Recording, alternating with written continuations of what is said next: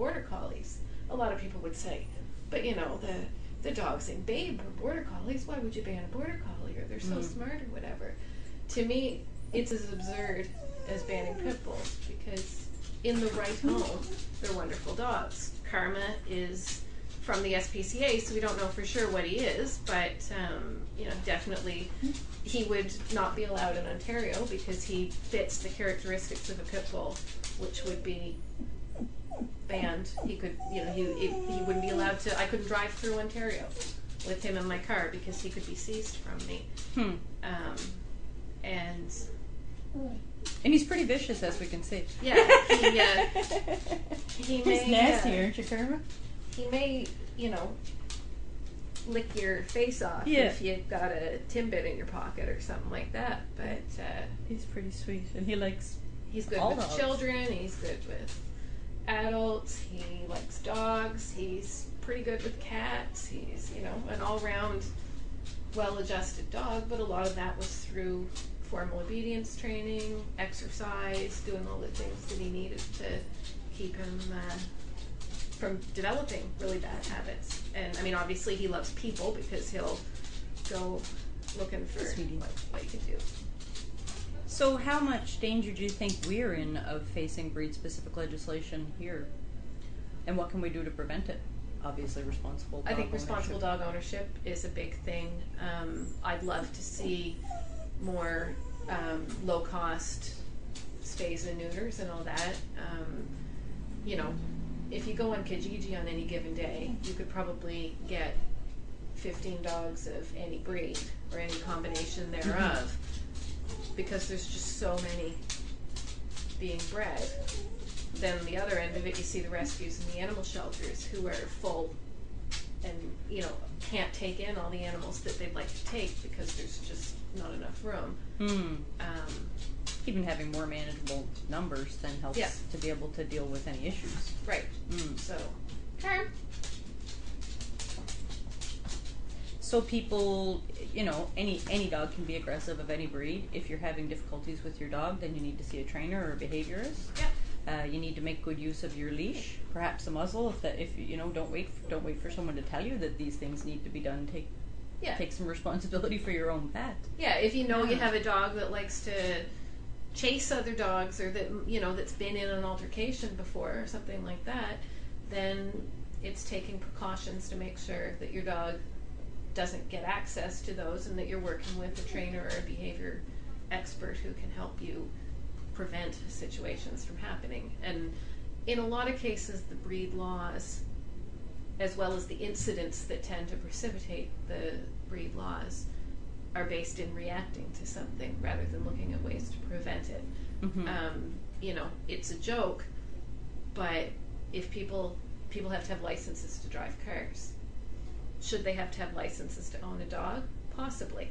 Possibly there should be more criteria that people have to meet in order to get a dog. And rescues tend to do a great job, and shelters tend to do a great job at screening responsible breeders as well, and making sure that you've given all the consideration and all that is required to be a good home for the breed and for your lifestyle and all that. But I think we're always in danger of it, because it tends to be the knee-jerk reaction to, there was an incident and the dog hurt a person or another dog or whatever, and it tends to go to, well, then let's just get rid of that kind of dog. And I really like the analogy of, if somebody is out driving and they're driving recklessly, talking on their cell phone, smoking a cigarette, talking on a cell phone, drinking a coffee at the same time while they're driving, and they hit a pedestrian or they hit another car, you don't start talking about banning cars. Sure.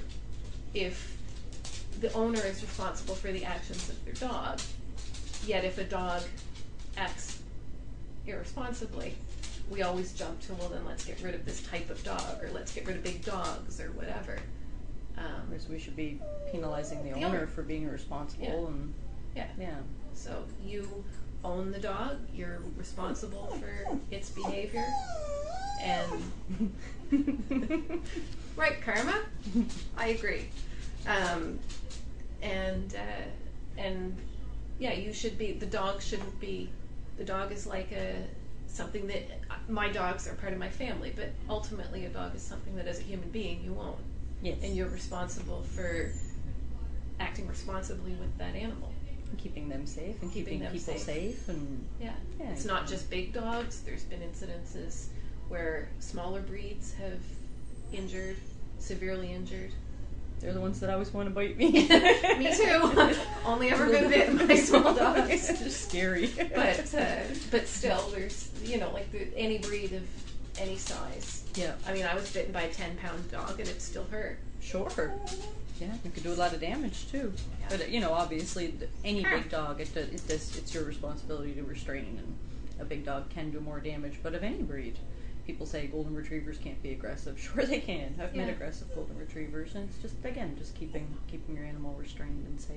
Yeah, and it's our responsibility, I think, as dog owners to, understand not everybody has a dog that's a dog park dog. Nope. So if you have a dog that's not a dog park dog, then as much as you might want to go to the dog park, don't go. If not my border collie Pip doesn't like children very much, so he wouldn't be a dog that I would choose to take to somewhere that he was likely to run into lots of children, because it stresses him out. Mm-hmm. And I don't think, I think it's more responsible of me to prevent him from getting into a situation that he's not comfortable in than expect him to behave. Yeah, because people expect too much out of their dogs a lot of the time, and they don't speak English, and they don't live by our rules, and it just doesn't work out when you just expect the best of them all the time, So, well, hopefully nothing like that will happen in Halifax. I know every few years there's an incident, like there was like a bad incident. Where did that take place? Antigonish or something? What happened a few weeks ago? There was a dog attack, a nasty one. In somewhere down that way. Stellarton. Stellarton? Yeah. And it was a Valley Bulldog, so people are going to be all about banning Valley Bulldogs perhaps, and it's just a terrible thing. Nobody wants that to happen, but if everybody would keep working on keeping their dogs out of trouble and keeping animals and people safe, then maybe that will never happen for us. I sure hope not. Yeah, and I think, I mean, people realizing when they get a dog, take it to puppy socialization, take it to places where it's going to meet different people, other dogs, other situations, and I think that by people doing more of that, there'll be less of these incidents that jeopardize it for everyone. I mean, I know when I was growing up, German Shepherds and Dobermans, at that point, people had fears of them because of some incidences that happened. There's always going to be breeds that make the news, rightly or wrongly, for it's because they do appeal to people who want a dog to look tough or something like that. But I think it's, all of us taking our dogs to as much opportunities to prevent things from happening through training and socialization and that. Yeah, and I'd kind of forgotten about that. I was a little distracted by karma. But, a lot of what happens with pit bulls in particular is that the wrong people have them. Yeah. And they do the wrong things with them, and they make them aggressive on purpose, which is not good. So it takes a few bad people to make it really bad for everybody else, because most of those dogs are loved family pets that are raised with the children and have company coming and going all the time. Most of them like other dogs. Like they're just not really a problem dog. But then when you have people that are consistently, just a few people, like I say, making problems, then it just makes them look bad to everybody, and that's a real shame. And so that goes back to, that's the kind of legislation we need, and I keep talking about that on the show, is come down on the dog fighters and anybody who's irresponsible owner legislation. Yeah. Or dangerous owner legislation. Yeah. I think too, if you look at the history of the pit bull and the Staffordshire breeds, I mean, the Staffies, the Staffordshire Bull Terriers, were known as nanny dogs in native England. In the World Wars, a pit bull type dog was used to in morale sort of media for the U.S. Army.